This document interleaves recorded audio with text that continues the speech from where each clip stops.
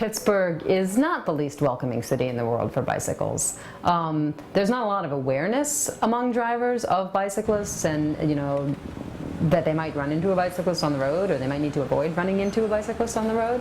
But at the same time, people are more chill here than like New York or DC or something. They're not, and we don't have 4-lane highways, so people are not speeding down Liberty Avenue or Penn Avenue or Center Avenue or something.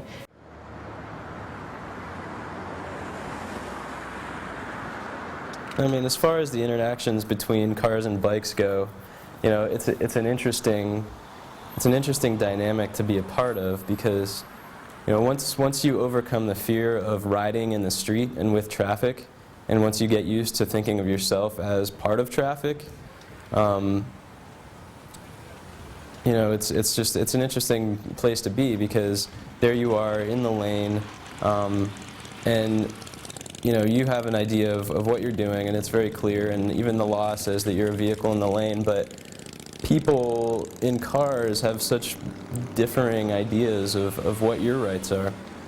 And so it's always interesting, and it keeps you on your toes a bit to have to interact with people of all different views of who you are and what you are. There's still lots of people who don't realize that the bicycles have the same rights and responsibilities as the automobile. There's lots of people who don't understand that, but that's always been the case. I think it's more accepted now than it has been before, just because there's more bicycles on the road than there once was. But it'll always be an issue. There is a perception that it's twofold. I think it's either that you're someone that's too poor, too ignorant, to whatever, to afford a car, to have the sense to get in a car, or you're some wealthy asshole that is just out joyriding, wanting to be Lance Armstrong and not respecting the people that are trying to get to work.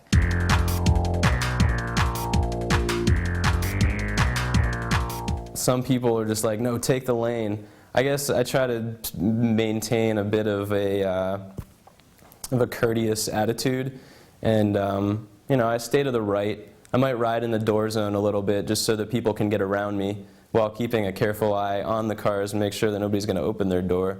But I think there's just a fine sort of etiquette within the riding in the street and riding with traffic that it's important to follow, because if people realize that you're trying to give them room and you're trying to be polite, they won't get as pissed at you as if you're just right in the middle of the street slowing them down when you don't need to be.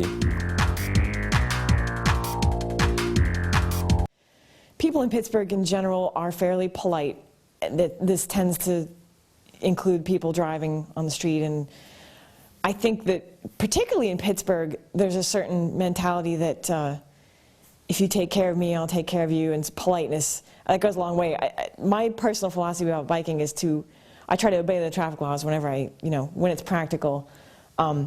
Signal, wear lights, that sort of thing. Act like a car as much as I can so that people know what to expect from me. And I find that goes a long way. I don't have nearly the confrontations that some of my fellow riders do.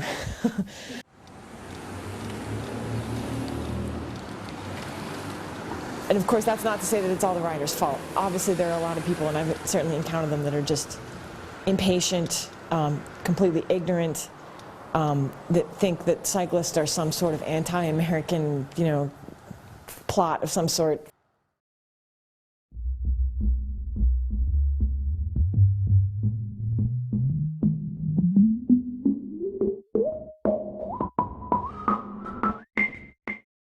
It's amazing to me talking to people across the country that so many people do not understand the basic ideas of global warming.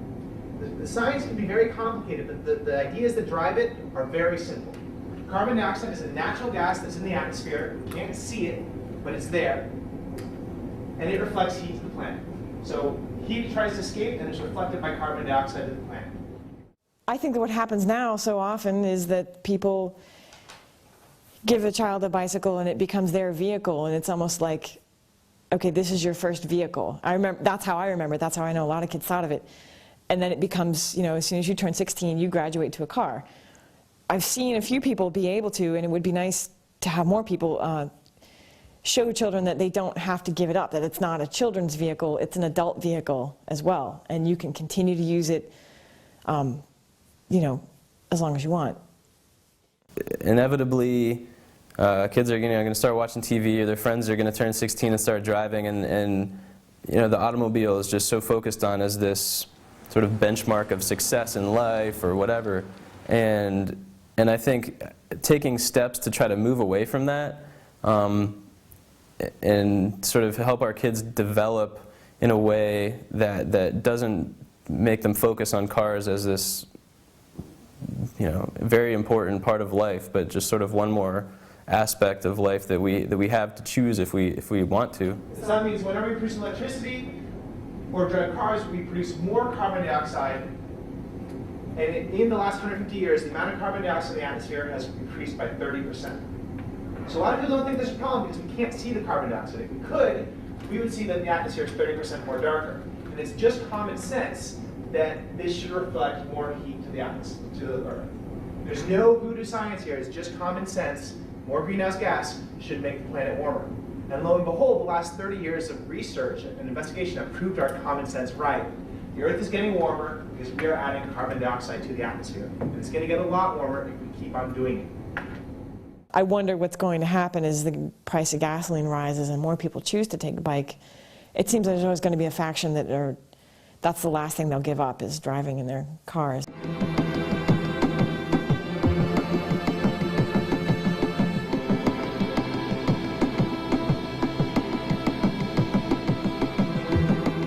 There was a kind of surprising foray from Richard Meritzer. They wanted to put together a Pittsburgh bike map, and so they had a couple public meetings, one of which there was like almost 100 people there, and it turned into this whole discussion about infrastructure and use of the trails on city property, and from that, those meetings, it seems to me, without being real involved in it, it seems like that was the start of things like Bike Pittsburgh. I have noticed big things happen within the community that I think have an impact on the larger picture, and that is, just the city becoming more aware of bicycling and paying more attention to it. And you see it tangibly in infrastructure like the Hot Metal Bridge, pedestrian and bicycle portion, the Liberty Bike Lane, Bike Fest.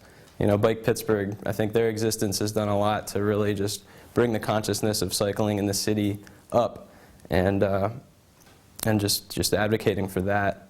It was the start of a lot of activism, I think, because people realized that they had an official channel to go to and people were listening. And anything that happens in the city, as far as new things being built or old things being retrofitted, just having bicycling be a key or a piece of that puzzle, and having a bicycling advocate be a stakeholder sitting at the table, those are the major things that are going to help bicycling in Pittsburgh. I think it's not going to be a huge change until people start using it for transportation. Things can definitely be improved, but I do think that we have a reasonably nice starting point. And if you think of San Francisco 10, 15 years ago, it was a very similar situation, and now it's a bicycling paradise because that community really made the decision to put effort into creating infrastructure for bicycles and making it possible that this could be a major alternative mode of transportation in that city. I think biking is an activity that's really easy to get into that can help an individual grow in a lot of ways.